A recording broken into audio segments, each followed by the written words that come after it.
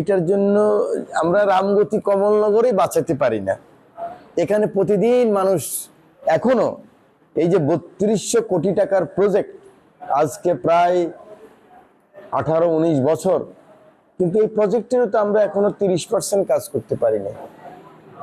বিগত সরকার, আপনারা শুনলে অবাক হবেন, ৩০০ মিটার এক একটা গ্রুপ, ২৫০ মিটার এক একটা গ্রুপ, অথচ এই পুরো ৩১ কিলোমিটার দুইটা গ্রুপে কাজ করলে হইতো, এবং বিদেশিরা ৬ মাসে এটা করে ফেলতো।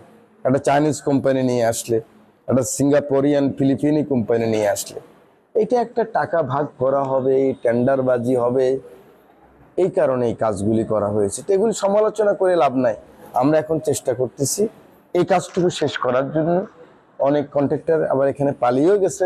নতুন করে আমাদের পানি সম্পদ মন্ত্রী, আমাদের ভাগ্য লক্ষ্মীপুরের কৃতি সন্তান শহীদুদ্দিন চৌধুরী এনি এবং মাননীয় প্রধানমন্ত্রী ওনাকেই পছন্দ করে এই নদী ভাঙা মানুষগুলির জন্য শুধু বাংলাদেশের রামগতি, কমলনগর, ভোলা, সন্দ্বীপ, হাতিয়া নয়, সারা বাংলাদেশের যেখানে যেখানে নদী ভাঙা অবস্থা আছে, পদ্মা, যমুনার বিস্তীর্ণ পারে, সবখানে কাজ করেছেন। আমরা we are very much fortunate যে আমরা মন্ত্রী পেয়েছি, উনি দ্রুত এই কাজগুলি করার ব্যবস্থা করতেছেন।